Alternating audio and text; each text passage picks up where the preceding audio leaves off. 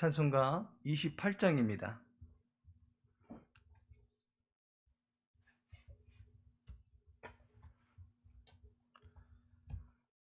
28장입니다. 복의 근원 강림하사. 복의 근원 강림하사 찬송하게 하소서. 한량 없이 자비하심 승량할 길 없도다. 천사들의 찬송가를 내게 가르치소서.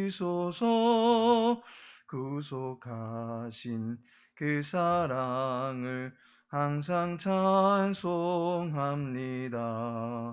주의 크신 도움 받아 이때까지 왔으니 이와 같이 전국에도 이르기를 바라네.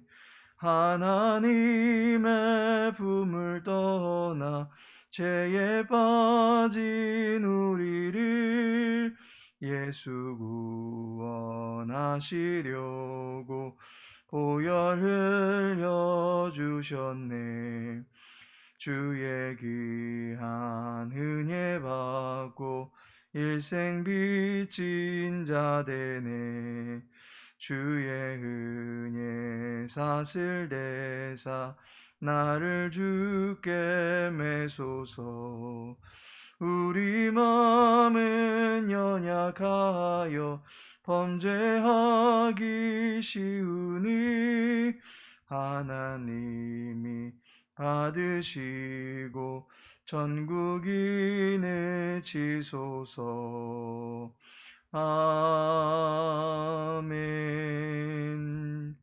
시편 1편입니다.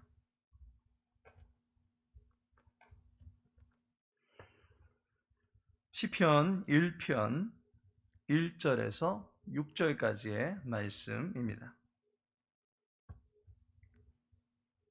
시편 1편 1절에서 6절까지 함께 읽도록 하겠습니다. 복 있는 사람은 악인들의 꾀를 따르지 아니하며 죄인들의 길에 서지 아니하며 오만한 자들의 자리에 앉지 아니하고 오직 여호와의 율법을 즐거워하여 그의 율법을 주야로 묵상하는도다. 그는 시냇가에 심은 나무가 철을 따라 열매를 맺으며 그 잎사귀가 마르지 아니함 같으니 그가 하는 모든 일이 다 형통하리로다. 악인들은 그렇지 아니하며 오직 바람에 나는 겨와 같도다. 그러므로 악인들은 심판을 견디지 못하며 죄인들이 의인들의 모임에 들지 못하리로다. 무릇 의인들의 길은 여호와께서 인정하시나 악인들의 길은 망하리로다. 아멘. 오늘 본문의 말씀을 통해서 시편 1편의 기도, 시편 1편의 기도라는 제목으로 함께 은혜 나누고자 합니다. 시편은 모든 성도님들께서 좋아하는 성경이라 여겨집니다. 왜냐하면 시편에 있는 모든 구절들을 많은 분들이 공감을 많이 하기 때문입니다. 그래서 많이 외우고 있는 구절이나 좋아하는 성경 구절들을 대라고 하면 시편 중에 하나가 분명히 있으리라 여겨집니다. 시편은 하나님을 향한 인간의 정서를 솔직하게 표현하고 있는 글입니다. 그래서 칼빈은 이 시편을 가리켜서 영혼의 해부학이다라고 표현하였습니다. 우리의 영혼의 상태가 적나라하게 드러나는 것을 보게 됩니다. 시편을 읽다 보면 마치 내 상황, 내 입장, 내 마음, 내 생각을 고스란히 담고 있는 듯한 동질감을 느낄 수 있게 됩니다. 어떤 시인은 하나님을 찬양하며 높여드리고 있습니다. 또 다른 시인은 하나님께 탄식하며 자신의 무너져버린 마음의 상태를 내비치기도 합니다. 우리는 삶의 외로움과 힘겨움에 직면한 시인의 처지를 보며 동정을 느끼게 됩니다. 할 수 있는 것이라고는 기도의 줄을 붙잡는 것밖에 없다며 고독의 절벽 끝에 서 있듯이 여호와를 부르고 또 부르짖고 있는 시인을 응원하고 있습니다. 그러면서 믿음의 공동체와 함께 우리 하나님을 예비하는 웅장함이 나타날 때는 함께 즐거워하고 할렐루야 소리치고 싶어지기도 합니다. 시편을 가만히 묵상하고 있으면 우리의 마음의 정서가 그대로 노출이 되는 것을 보게 됩니다. 하나님은 솔직하게 내놓은 마음의 상태를 하나님께서 원하시는 수준으로 아름답게 빚어 주시는 것을 우리는 깨닫게 될 것입니다. 따라서 복된 성일을 맞이하는 이 첫 시간만큼은 시편을 묵상해 나감으로써 한 주간에 복잡했던 우리의 마음의 상태를 다시금 정비하고 이후로 주일 예배를 맞이했으면 하는 바람입니다.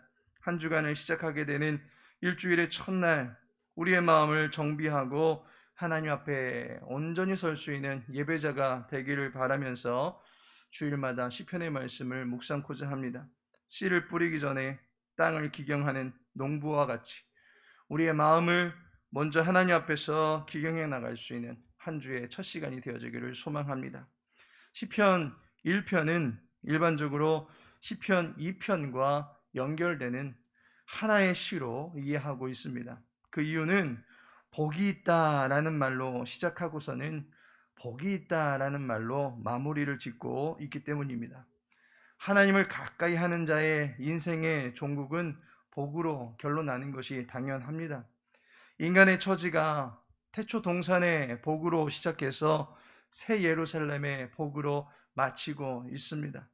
시편이 이러한 인간의 처지를 요약적으로 보여주고 있습니다. 마틴 루터는 시편을 작은 성경책이다라고 말하기도 하였습니다. 창세기서부터 요한계시록까지의 여정이 시편 1편과 2편에 함축적으로 나타나 있는 것을 알게 됩니다.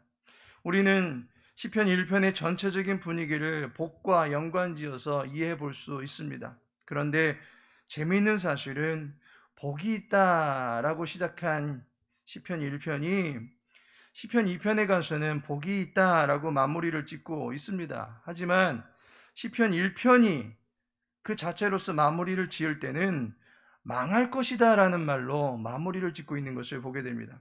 그렇다면 우리는 복이 있는 사람으로서 내 인생은 복이 있다라고 안연히 거할 것이 아니라 내 인생을 망하게 할 수도 있는 그 어떤 것을 우리는 경계해 나가야 된다라고 하는 긴장감을 가지고 시편 1편을 접해야만 할 것입니다. 근본적으로 망조의 능력, 곧 사망의 능력이 우리를 그리스도의 사랑에서 끊어낼 수 없다라고 하는 것은 알고는 있지만 그 사랑을 충만하게 누리지 못하도록 죄된 것들이 우리의 영혼을 괴롭힐 수 있다라는 사실에 우리가 경각심을 가지고 하나님의 은혜를 우리가 민감하게 여기지 못하는 모든 것들을 우리가 경계해야 될 필요성이 있는 것입니다. 우리의 신앙 여정이 복이 있는 페이스를 계속적으로 유지해 나가기 위해서는 우리가 유념해야 될 사실이 한 가지 있습니다. 그것은 바로 말씀의 백신을 계속적으로 접종해야 된다라고 하는 사실입니다. 1절을 보면 복 있는 사람에 대하여 제일 먼저 언급하고 있는 내용이 어떠한 것을 하지 않는 사람이다 라고 말하고 있는 것을 보게 됩니다. 우리는 복을 받은 사람입니다. 내가 복을 만들어가는 사람이 아니라 이미 복을 받은 사람들입니다. 마치 나는 벌거벗겨진 그러한 자였는데 어느 날 갑자기 화려한 옷을 입게 된 처지와 같은 것입니다.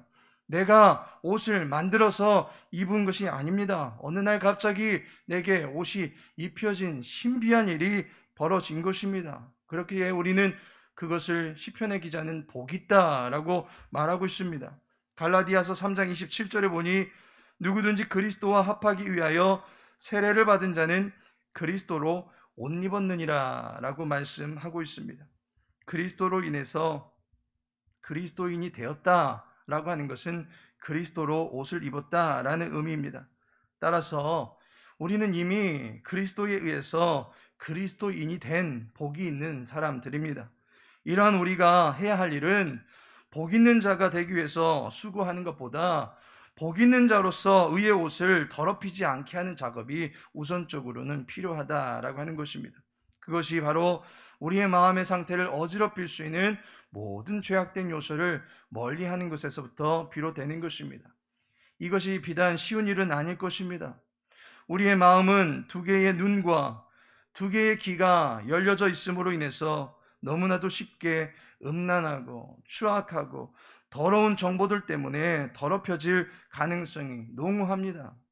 두 개의 손과 열 개의 손가락에 의해서 느끼고 만져지는 것들 때문에 우리의 마음은 쉽게 감각적이고 본능적인 정욕에 빠질 수도 있습니다.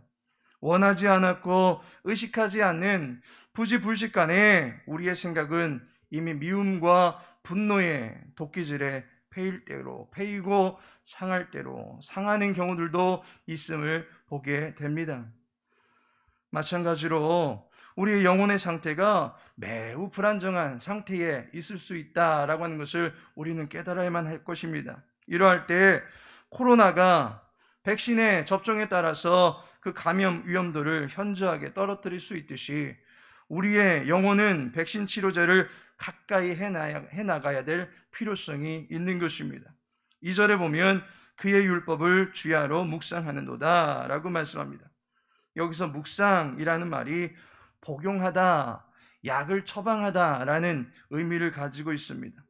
여호와의 말씀을 복용하고 처방받듯이 우리의 영혼 안에 말씀이 주입될 때에 결국 우리는 죄의 오염도가 짙은 모든 상황과 형편 속에서 방호복을 입고서 죄로부터 단절될 수 있는 상황을 맞이할 수 있게 되는 것입니다. 마치 약을 처방받음으로써 우리의 상태가 급진적으로 호전될 수 있듯이 죄와 악한 것이 시시때때로 우리들에게 찾아오겠지만 말씀을 묵상하며 말씀을 복용할 때에 복 있는 자로서 의연하게 대처하며 살아갈 수 있게 되는 것입니다. 또한 묵상하다라는 말은 반복해서 중얼거린다라는 의미를 지니고 있습니다. 우리가 반복해서 중얼거린다라고 하는 것은 우리의 생각이 그 내용을 늘 기억한다라고 볼 수 있는 것입니다. 따라서 우리는 늘 주님의 말씀을 가까이 하기를 사모하고 그 말씀이 우리의 생각과 우리의 삶의 모든 순간에 그 가치를 발휘할 수 있도록 우리는 말씀을 기억하는 작업을 계속적으로 해나가야 될 것입니다. 계속적으로 중얼거리듯이 내 의식에서뿐만이 아니라 내 행실의 작은 몸짓에서조차도 여호와의 말씀의 기운이 나타날 수 있도록 수고해야만 하는 것입니다. 하나님께서 사랑하시는 성도 여러분, 복 있는 자와 그렇지 않은 자는 결국 바람 때문에 그 실체가 갈리워지는 것을 보게 됩니다. 바람이 불 때에 죄인들과 악인들은 자신들의 실체가 겨와 같이 되어서 바람이 부는 대로 이리 휩쓸리고 저리 휩쓸리게 되는 것을 보게 됩니다. 그러나 복 있는 자는 시냇가에 심겨진 나무와 같이 여호와에게 찰싹 달라붙어서 자신에게 주어진 열매 맺음의 본분을 끝까지 감당해 나가게 될 것입니다. 바라기는 한 주간이 시작됩니다. 명절이 또 있다 보니 우리의 마음이 뒤숭숭할 수도 있습니다.